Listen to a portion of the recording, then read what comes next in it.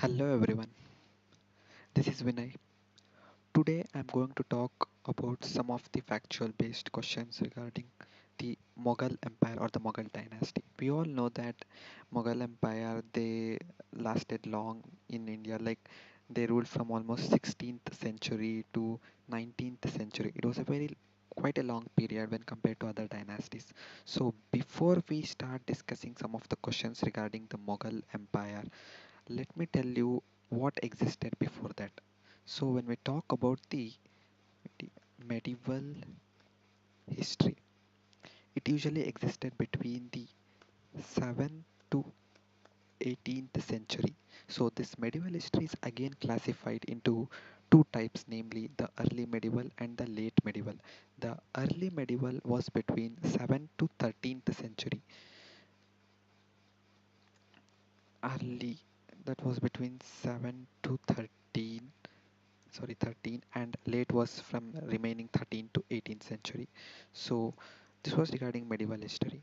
So when we talk about 7 to 13, so there comes the Delhi Sultanate. Before Mughal Empire, there existed the Delhi Sultanate. So the Delhi Sultanate, we can mainly classify it as five important dynasties. So I'll tell you in the order from which these dynasties they were established.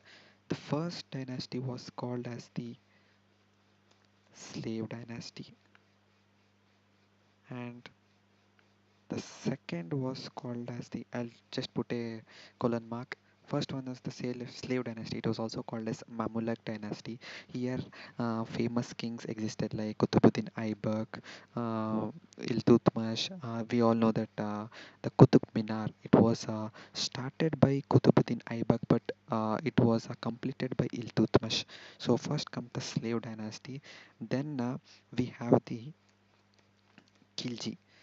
Then we have the Khilji dynasty. So when we talk about the Khilji dynasty, we can remember many of its important rulers like Allah Jalaluddin Khilji, uh, Allah, Khilji dynasty. Jalaluddin Khilji was the founder, and next comes after the Khilji dynasty is the Tughlaq. Tughlaq dynasty. So Tughlaq dynasty was very much popular, and its famous ruler Muhammad bin Tughlaq was very much popular, and his ideas were very much unique when compared to others.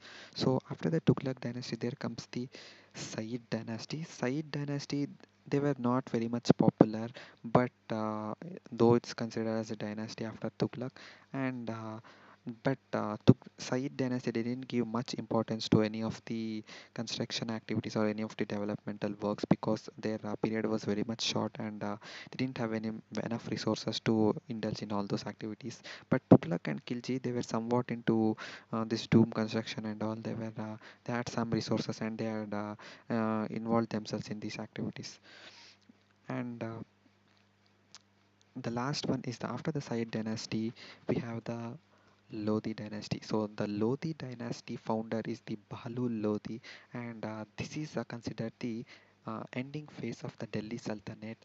And we all know that 1526, 1526, the famous battle took place between Babar and Babar and Ibrahim Lodi. So, Ibrahim Lodi, this is regarded as the first battle of Panipat in which Babur defeated Ibrahim Lodi and the Delhi Sultanate got ended, and finally the Mughal Empire was established in beginning phase beginning phase of Mughal Empire. Sorry, some typo mistake. So this is regarded as the sorry beginning phase of the Mughal Empire. So 1526, the Battle of Panipat took place between Babur and Ibrahim Lodi. So this was all the basics regarding how the Mughal empire got started, and let's start with the questions. So here it goes. First question: who built Jama Masjid at Delhi?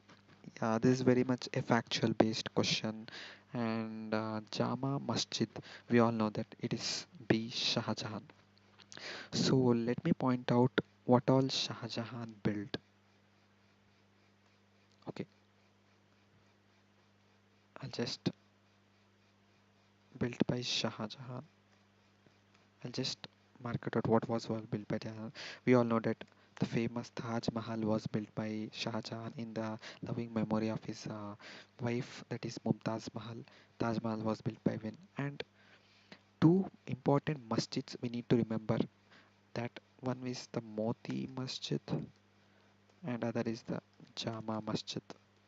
Both were built by Shah Jahan, and even one more important fort was which was built by Shah Jahan was Red Fort. So the Red Fort, Taj Mahal, Moti Masjid, and Jama Masjid, all these were built by Shah Jahan. And when we talk about Akbar, let me write it here only. Akbar, he built Buland Darwaza. It is said that he had built Buland Darwaza in the like in order to commemorate his victory against the Gujarat in conquering Gujarat. He built Buland Darwaza, and he built Fatehpur Sikri.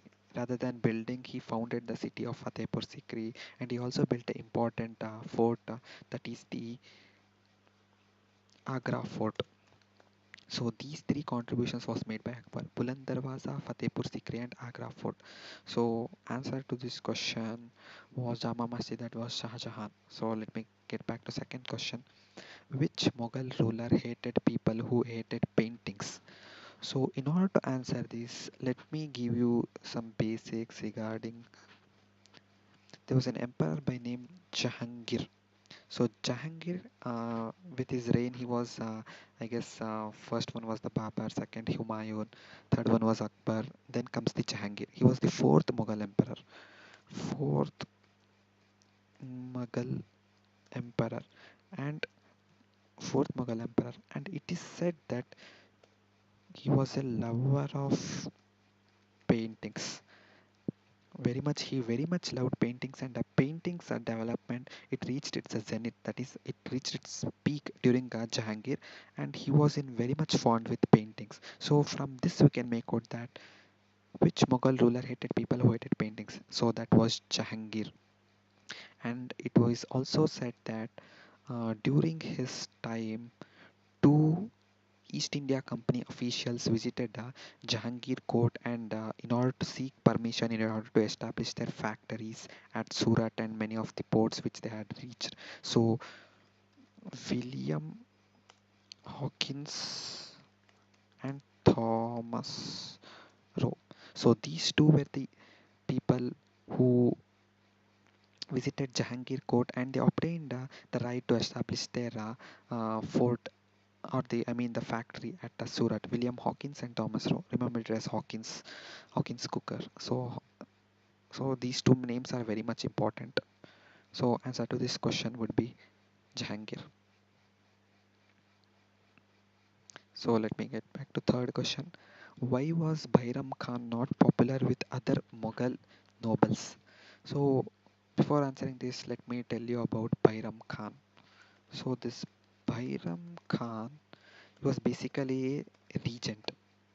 See, after the first battle of Panipat, it took place between Babar and Ibrahim Lodi, and second battle of Panipat, it was between the Hemchandra. He's basically called as Hemchandra. The 1526 first battle took place, and in 1556 the second battle of Panipat, it took place between Hemu and, they say it as Akbar, but it took place between Hemchandra and Bairam Khan.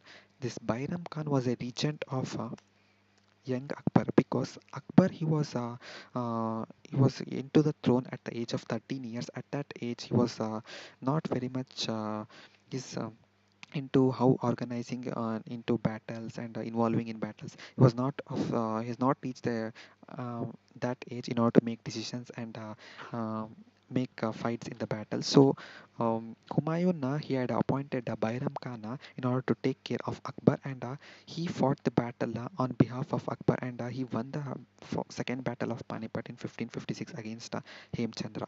So this Bairam Khan, he played a major role in the third battle of second battle of Panipat. So Bairam Khan not popular with other nobles.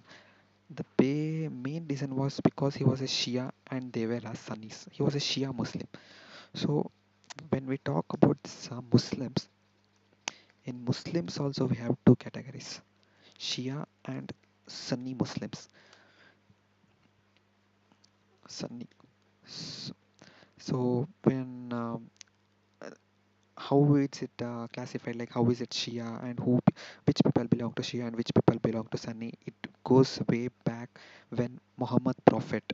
So you people might have heard about Muhammad Prophet. When he died, he didn't disclose who would be his rightful heir or successor.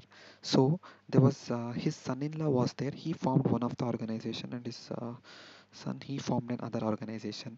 And some people who followed him they were regarded as one community, and other people who followed his disciple they were regarded as other organization. So this is the way how Shia and Sunni got evolved, and it is also related to ISIS, Islamic State of Iraq and Syria, where in Iraq and Iran usually like in Iraq we have its president is like opposite of its major population in one country, and in Iran also its president is of a Sunni, like it's uh, I'm not sure which is like Sunni populated, majority populated and Sunni, but it's somewhere this ISIS it somewhere deals with Shia and Sunni controversy only somewhat. So just Google it, guys, you'll get to know. So let me just not go into detail about that. So the answer to this question would be he was a Shia and they were Sunnis. So let me get back to fourth question. At which of the following battles was Humayun defeated by Sher Shah Suri? So before answering this question, let me tell you some of the things about Humayun. See, Humayun, he ascended the throne in 1530, uh, because Babur he ruled from 1526 to 1530. Humayun he ascended the throne from 1530 to 1540 he ruled, and again he came back in 1556. So during this 1540 to 1556, this crucial 16 years, this was led by Sher Shah Suri. So we can make out that this battle, it was a Sher Shah Suri had won this battle and Humayun lost this battle. This battle was a battle of Chausa that took place around 1539 and 1540, at which Humayun was defeated and Sher Shah Suri. He was the first Afghan to rule, and he effectively ruled for this period 40 to 56. And again in 1556 Humayun got back the throne, but he eventually died, and how he died, the reason we all know that while stepping down from his library stairs he fell down, and he had an accidental death. So after Humayun, Akbar, who was just 13 years old, he was made the emperor, and Bairam Khan he was appointed as the regent for him. Okay, fourth question. Now let me get back to fifth question. Who among the following was illiterate, not illiterate? Yeah, this we all know. We might have come across in many of the GK quiz. It was Akbar. Akbar. So, so we can say that since he was put into throne at the age of 13, he had many of the responsibilities. Though Bairam Khan was there, still many of the decisions would have been taken. So not much he spent, he got time to study all those things, literatures and all. So maybe the reason for that. So answer would be for this question would be Akbar. So let me get back to sixth question. Painting reached its highest level of development during the reign of. So we discussed this in the previous question. It's Jahangir. Direct question. Seventh question. To which of the following was Babur related on his father's side? So it is said that the Babur who came from somewhat from east by defeating Ibrahim Lodi. He was from a Timurid dynasty, and it is said that Babur he was a descendant of this Genghis Khan. He was a famous warrior in Mongolia, Chinese region, and it is said that Genghis Khan they were like great grandfathers of Babur. So he was basically from Timurid dynasty. Let me get back to eighth question. Whom did Babur defeat in the Battle of Khanwa in 1527? See, between 1526 to 1530, Babur led 2 to 3 battles, and important among them was Battle of Kanwa, which in 1527, which he fought with Rana Sangha of Mewar. Ibrahim Lodi, this was first battle of Panipat. So, eighth question, A option, Rana Sangha of Mewar. Ninth question, Buland Darwaza was built at Fatehpur Sikri by Akbar to commemorate his victory over. Yeah, few minutes back I told you about this. Buland Darwaza, in order to commemorate his victory over Gujarat, he built that. So, answer to the question 9 would be C, Gujarat. Question 10. During the reign of which Mughal emperor was the empire territorially most extensive? See, when we. Okay, I'll just date back the kings over here, Mughal. First one was Babur, second one was Humayun, third one was Akbar, fourth one was Jahangir, fifth one was Shah Jahan, and finally we had Aurangzeb. See, it is said that Aurangzeb, see, Babur was 26 to 30, Humayun was 30 to 40 and 56. Akbar was 56 to 1605. Jahangir was 1605 to 1627. Shah Jahan was 27 to 58 and Aurangzeb 58 to 1707. Lasted till he lasted till 1707, and it's basically regarded 1707 basically was regarded as the end of the Mughal rule, like majority of the Mughal rule in India, because later its ruler they were like very much weakened, and they did not had this during the time of Aurangzeb, the Mughal Empire it reached its zenith, like it almost occupied the entire Indian subcontinent, leaving few southern parts. It was its zenith and it expanded a lot in Aurangzeb period. So answer to 10th question would be D, Aurangzeb. So 11th question. Akbar held this religious discussion in. So Akbar, as I told, he had built Buland Darwaza, Fatehpur Sikri, Agra Fort, and all. He had even built some of these religious discussion places like Ibadat Khana. Answer to this would be C. Ibadat Khana is the place where with his other religious, sound-minded people, he used to carry out his religious discussions. So this was a direct question. So that's it, guys. I have covered a minimum number of questions, but I have tried to give you some of the idea regarding the medieval history. I hope you have got to know much of the things about medieval history. So thank you, guys, and please do subscribe my channel. If you want more videos, if you want me to upload more number of videos, just type in the comment section. I mean the topic of the video which you want me to do, and I'll just take a personal care and I'll just do that video. Thank you, guys. Thank you.